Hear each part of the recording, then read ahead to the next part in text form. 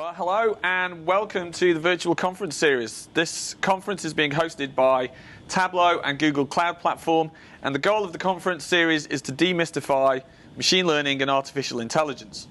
My name is Andy Cotgreave. I'm technical evangelist at Tableau. Now, I've had a long career in database management and software engineering and visual analytics, but I'm a bit confused by the hype and the terms and the impacts that are going to come to society and our jobs. So my goal is to help myself get a better understanding of things and hopefully and give you a better understanding of some of the terms and how you can apply this stuff in your businesses too. So I'm really glad to be on a panel today with three leading experts who are going to help us get behind the terms and talk about some practical applications. First of all, we've got Anushka Anand. She's Senior Product Manager at Tableau and is looking at developing new data products for the Tableau ecosystem. Anushka has been in the research team prior to that and joined Tableau back in 2012. So welcome, Anushka. And in the middle, we've got James Parker, who is head of data and planning at JellyFish. JellyFish are a boutique media agency, and James has been with JellyFish for 2 years. And what I'm really excited about learning from James is how he is actually applying machine learning and tools along that kind of tool for his clients today. And finally, we've got Carl at the end. He's head of strategic partnerships with Google Cloud Platform, working with cloud companies across the region. Been with Google for 5 years. 5 years. And again, he's got great insight into how data and big data can enable all these fantastic new technologies to advance. So welcome, everybody. Thanks for coming and being with us. So we're going to get started. I'm really after a basic definition of the terms. And since we're focusing on machine learning, the first question will be, can you each give me a 1-minute definition of what machine learning is? So Anushka, go ahead. Well, machine learning describes the set of techniques that allow a machine or computer algorithm to learn a model from data, to be able to make predictions and to describe patterns. You can think of it as the marriage of statistics, where we cared about reasoning about uncertainty in data, and computer science, where we care about processing time and computational efficiency. So now we can reason about data more efficiently. Sounds great. Brilliant. Thank you. James, how about you? Yeah, I always like to explain it as if I was to take a predictive statistics and leave it in the gym every day to get better. That would define it, because before you'd have a static data set and you would write a mathematical model, and then you would have something to be able to make a prediction of it. Now we're at the point where we can keep feeding it data day in, day out, and it improves and gets more accurate, and the cycle continues. Sounds brilliant. All right, thank you. Carl, would you add one? Yeah, so I often talk about it as the idea where we can give data training sets and models to a machine and they can learn by themselves. There's typically three main types we talk about. So supervised training, where we give it a set of categories and we teach it which are the right categories for a particular entry. Then there's unsupervised training, where we use kind of clustering techniques and statistics to identify the different relationships between the data components. And then reinforced learning. This is probably the piece we hear a lot about, where it's the idea that a system can learn from previous examples and experiences and train and get better over time, much like a human would. All right. Sounds straightforward, but we'll get into the applications of it as we go. So it sounds great. So how is that going to help companies make better decisions? I mean, James, do you want to start on that? How can that benefit my company if I'm saying marketing or something like that? I think that everyone's drowning in lots and lots of data, and what we're trying to do is have organizations cope with the scale of that. So that's a case of building formulas and tasks that improve the processes of users with the amount of data they need to deal with. All right. So you used the phrase drowning in data, and that was one Tableau's marketing department might have used a few years ago in the big data hype cycle. So we're clearly in a hype cycle at some stage with machine learning right now. We've been in several of these hype cycles with artificial intelligence. So where are we in the hype cycle with machine learning at the moment? Do you want to go with that? Sure. I think we're somewhere in the middle or the peak of this cycle, mostly because there's a lot of chatter about AI around sensational use cases like self-driving cars, and there's less like practical business use case talk, right? And we saw this a few years ago with Bitcoin. There was a lot of hype. Every startup had Bitcoin around it, and then the expectation sort of fizzled out. But with all of these innovations, there's usually small pieces that are truly valuable insights and innovations. So for Bitcoin, it was blockchain, which is the distributed consensus protocol, and now banks are implementing it. With AI right now, there are innovations with deep neural networks and graph computations that are really promising for certain domains like image recognition, speech recognition, translation, but they're not useful for all domains because they're not quite interpretable. But you have other innovations with ensemble methods that are hugely valuable for all recommenders, ranking algorithms. So they're pieces of technology that are truly innovations that sort of feed this hype. Right, okay. And James, where do you think we are on the hype cycle? Yeah, I think we're passing the peak. I think there's been a lot of press talking about the art of the possible, almost like Star Trek style kind of activities. And I think we're probably past it because people are starting to realize that they could implement it in small parts in their business. And I think that the people are starting to try things, which means ultimately there's going to be quite a bit of failure and probably a few nasty bumps along the way. But it's that point now where actually everyone's getting active doing it. And I think that's why I would say it's probably past. Now, what do you think, Cole? Nasty bumps along the way? Do you think that's right or wrong, or a bit of both? Well, it all really depends on your experience. I think there's a lot of companies who have had that kind of bumpy road in order to get started with machine learning, but there's also companies who've kind of transformed their business by using simple machine learning APIs. The example we often give is of the recruitment companies we work with. So they used to have a human analyst analyze all of these CVs to see if they were a match for a job. Let's say it's 1,000 CVs, your analyst needs to look through to see if it's a match for a job. Now what they can use is machine learning APIs out of the box, where they'll get a one-size-fits-all, but a very smart algorithm that will tell them, hey, for those 1,000 CVs, here's your top 10. Mm-hmm. So now instead of scanning those 1,000 CVs, they just need to look at the top 10, so they're 100x more efficient. And we're seeing this model being applied to a number of different companies, where by accessing simple APIs, they can get advantages they never got before. But of course, if that road can get bumpier, the deeper you go. Uh-huh. And the amount of time you invest is proportional to the amount of value and customized models you can build for your use case. Yeah, that's brilliant. I think that's really good because, Anushka, you're saying, the media hypes this stuff up so much, and yet, we've seen examples, we can see examples where, anybody can point and click and use machine learning, right? So it's actually not as complicated as I might have thought it was. Brilliant.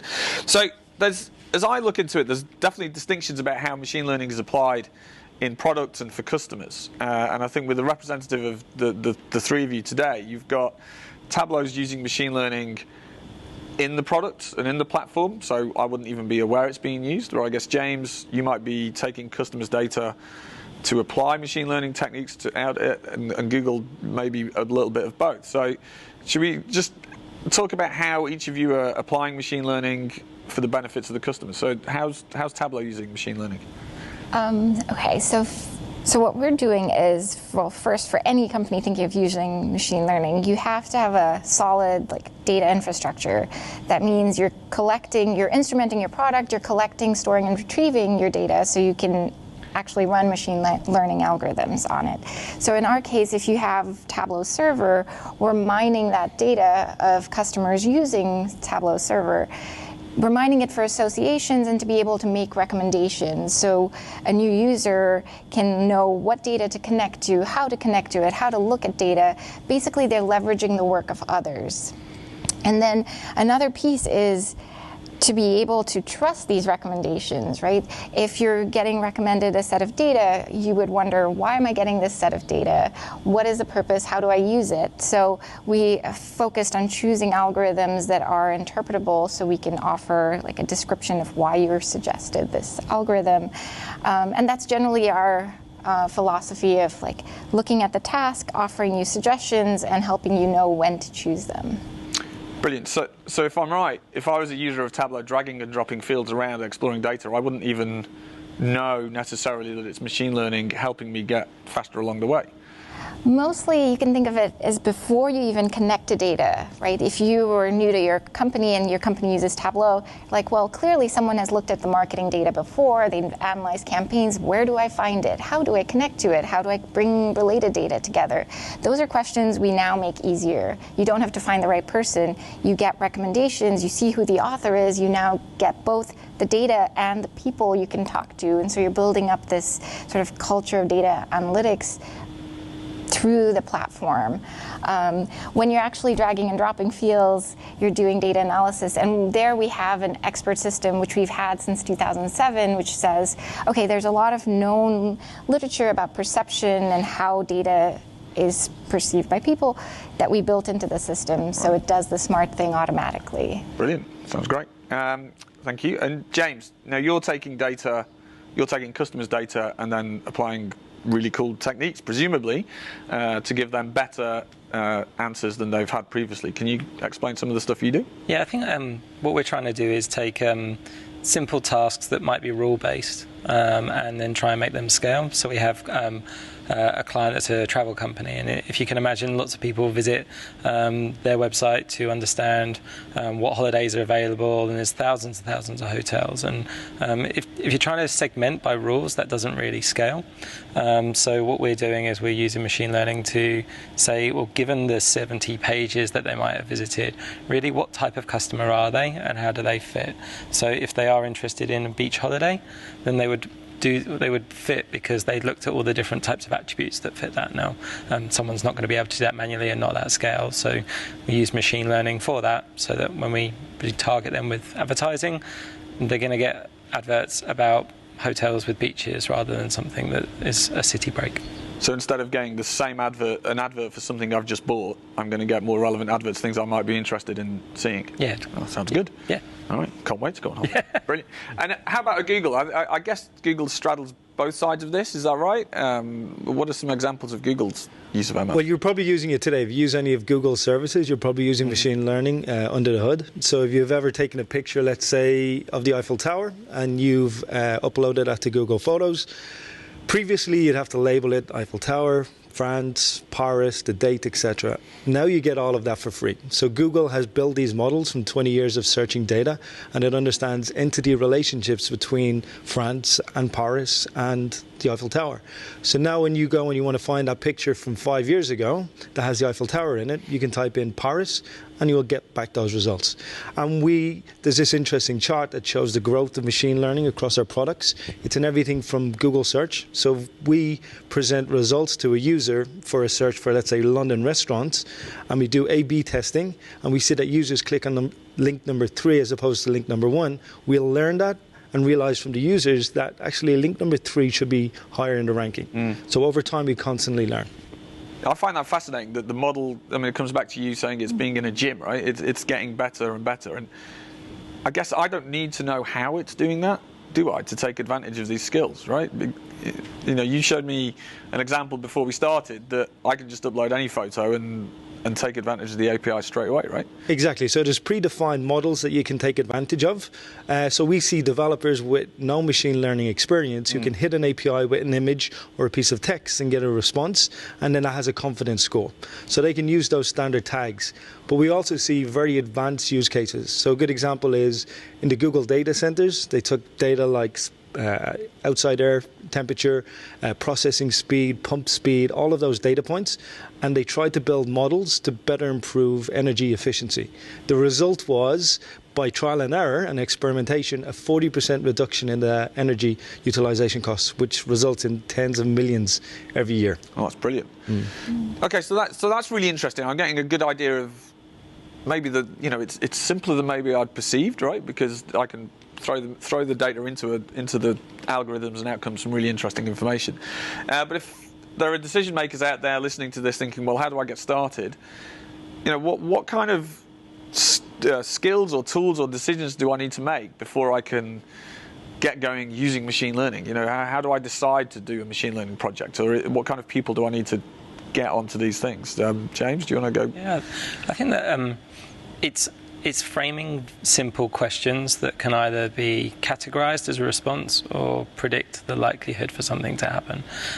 That's the easiest way to start, and you start biting off little questions and answers, knowing you've then got the right data to match to that question, and you build from there, and making sure that data, once you've got it, can be integrated into a system that you can do something for it. If you match those three or four steps, then that's a good place to start, and you can start slowly. But where does machine learning come into that? Because prior to machine learning existing, I might have said that about a company process anyway. So what's the machine learning bits that are changing? So the point is that if it's connected up to a system, you have one team engineering data going into it, you have that brain that is continuing to learn and improve, and then that comes back, and the result that comes back, the prediction or the categorization, then gets used for your next service. All right. And what kind of people are doing this work? Anushka? If I follow James's description, you've got data engineers or engineers building up your data pipeline, collecting the data, instrumenting your product, and thinking about what is the response that I need to be able to predict. And then you've got statisticians or data scientists building up that model that says, okay, given the set of data, do I need to build more features to be able to predict that response? And then they're building up that. And then maybe you also have your developers building your actual product, because it could be a mobile app, it could be a cloud-based platform thing, and so they're consuming the predictions and making that applicable. Brilliant. And if I don't have a developer or a data scientist in my team, Carl, is that a problem? Can I keep going? Get going? If you don't have a developer in your team, hopefully you have at least one developer. Hopefully you have at least one developer, otherwise you probably don't have a technology product. Right. So that single developer could be educated on how to use the APIs. So it's good and bad. It's good that it's easy to get quick time to value. But if you have very specific use cases, as we heard here, you're probably not going to get any great advantages. What you really want to do is build out those models with your statisticians, try different types of models, such as everything from Markov models to k-nearest neighbors to decision trees, based on what makes sense for your use case, and then experiment to see what kind of results you're getting back. So in summary, I think it's easy to get started, but you can soon go really deep really quickly, and that's where that additional talent comes in. So I guess we need a developer, yes? And do I need a statistician as well? Or not? Yeah, well, I prefer to have statisticians, because they're the ones that can keep the maths honest. Right. For me. And keeping the data honest as well. Yeah, because otherwise, if you frame, you might get false positives, or you might misinterpret what the data is coming back and make a bad prediction, and that'll have a material impact on whatever you're building. So that's what. Yeah, I was going to say, don't start with the data scientist, just because then they'd spend a lot of their time building up the data infrastructure. Right. You need that first. Yeah, but I don't necessarily need somebody who can build their own neural networks. Is that right? Probabilistically. Probably. A lot of these neural networks you can take advantage of. Yeah. You can soon get really deep really quickly and get into a whole lot of complexity. You don't always need to do that for your use case. Yeah. And it really depends on your use case. I think the question was, understand what you want to ask before you figure out what you need. Right, brilliant. All right, thank you. Great answer. So in the news, I've been reading some of the challenges with machine learning is a lot of the algorithms are sort of black boxes. You put the data in and the decision comes out, and sometimes you can't determine how that decision was made, and that comes with risks, because if the training data is not great, then you're not going to get great output. So if you have black boxes, is everything a black box, or can we do things to guard against those biases? Anushka? Not everything is a black box. So machine learning is a set of techniques, and neural networks right now are really black boxes, but there's a lot of active research in trying to figure out how to make them more interpretable. But you've got a spectrum where you're basically trading off like prediction accuracy and interpretability at different degrees. So neural networks can be hugely accurate for certain like image classification and speech recognition tasks, but they're less interpretable. Then you've got logistic regression, which are robust and perform generally well for a lot of the like churn prediction and propensity scores kind of models. And so they're really interpretable. So when you care about like, what are my customers doing? How do I know what to build next? Those are the methods you would pick. Right. So you know, understanding broadly the spectrum of techniques and what you're trading off is important. You just said logistic regression, right? I studied that in statistics before machine learning existed. Is that machine learning? Is that one of the most common models? It is one of the most common models used in practice for predicting ad clicks and like predicting mortgages or at-risk mortgage. It's in a lot of techniques, mostly because it generally performs well and it doesn't make a lot of assumptions about your data, and it's highly interpretable. So that and decision trees of a particular kind are highly used in practice. I remember those, studying those, but you mentioned Markov models, which I'm a little bit lost on. I've heard the term before, but it's the spectrum, right? But it's data in, data out. And then the key point is it's a continuous loop. So it's data in, data out, which was good, which was bad. If it was good, then put it back in. So you're constantly learning.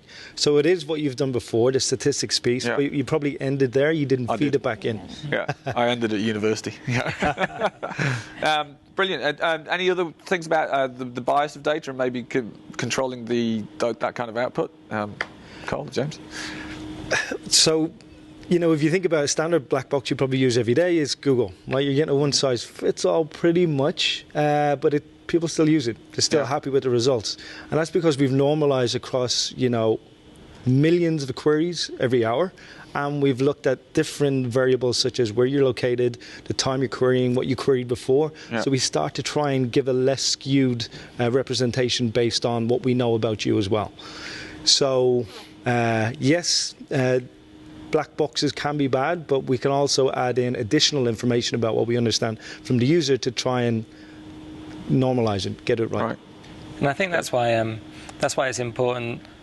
Whilst black box formulas are really good, it's more about making sure that you've got the right factors and the right data going in. So if you've defined that question and answer that you want to predict, have you got the right data? Do you need to go and get customers to offer you that data, or do you need to get that from a different system?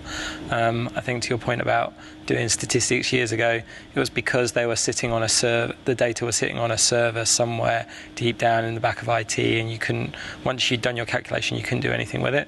I think we're at a point where much more of our data is digitized, so it's much more easily accessible, and you can create more of it in the way that you want, and then you can act on it, and that loop then becomes really, really achievable. A lot of the data was on pen and paper when I was doing statistics in university.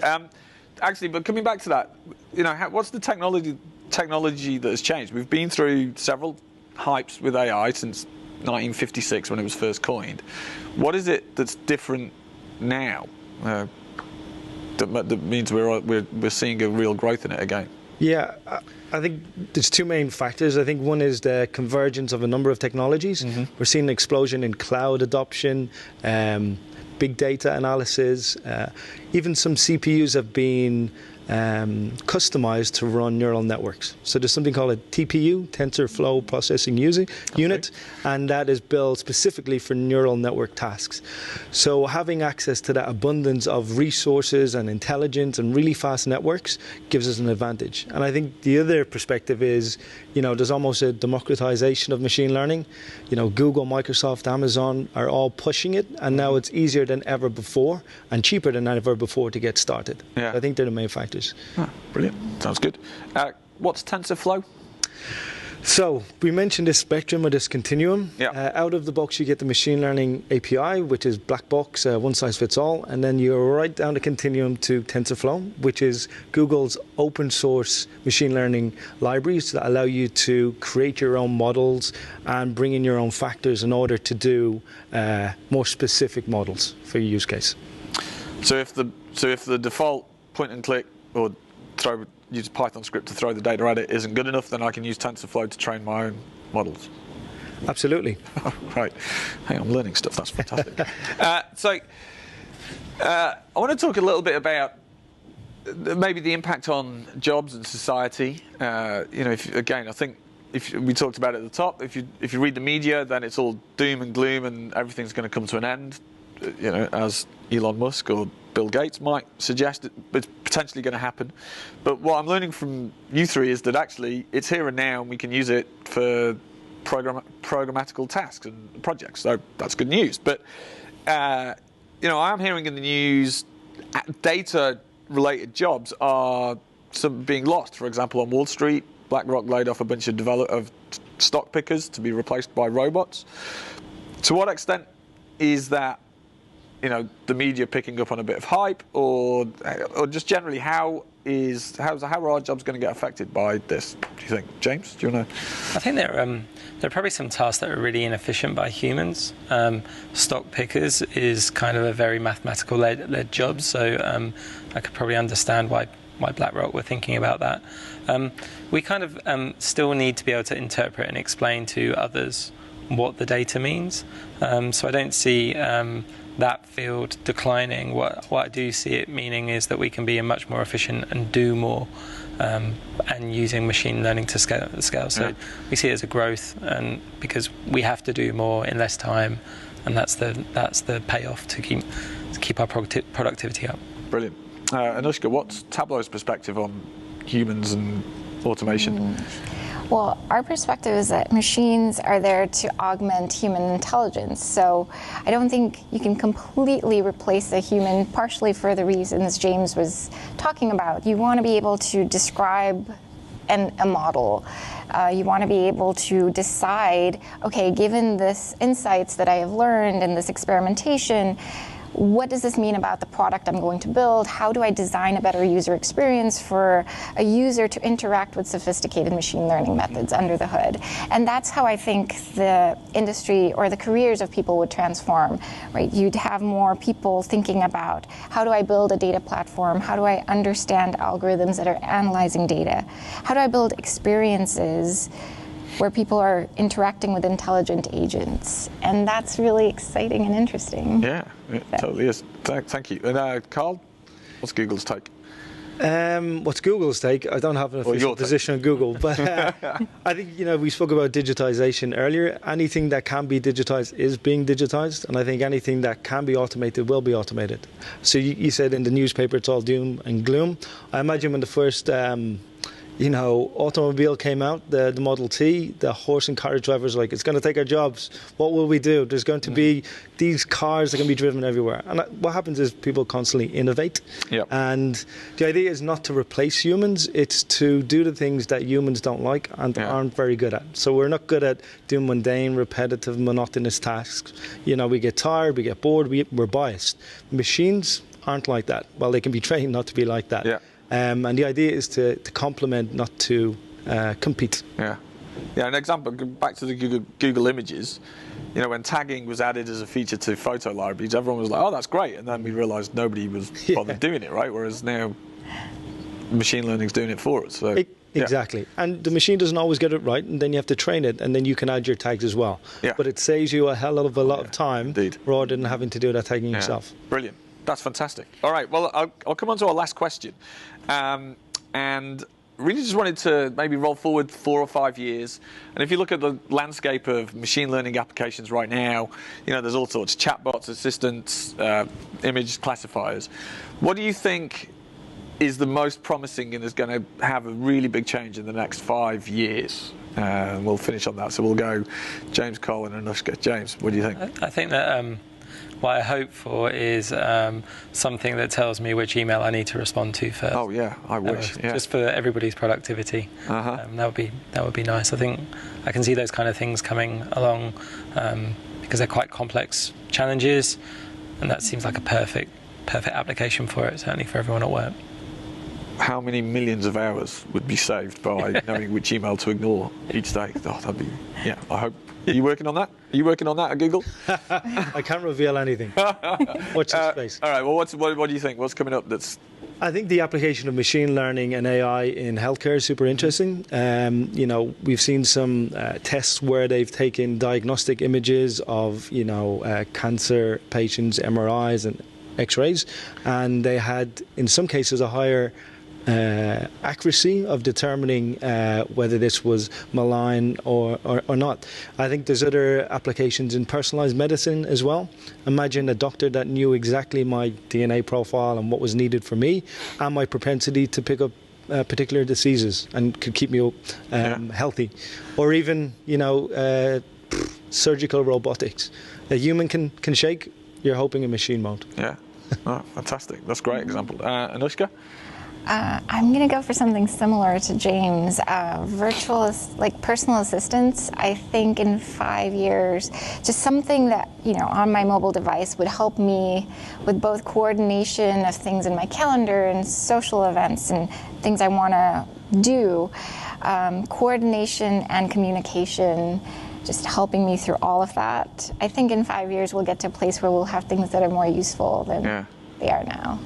Well, that's brilliant. That's 3 great examples, from healthcare to productivity, economy, and helping us in our daily lives. I'm really excited. I hope you're all working on that as soon as we can get it to market. Brilliant.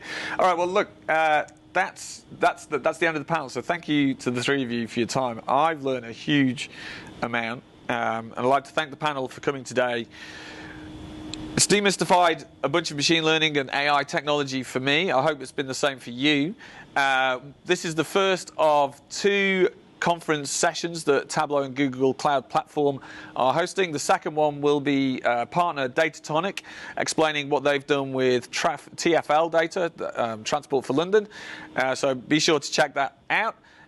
Follow up, check out the URLs and websites that will be on screen now or in a moment. But otherwise, I've had a great time with these 3 fantastic experts across the industry. Thank you very much for attending, and enjoy the rest of your day.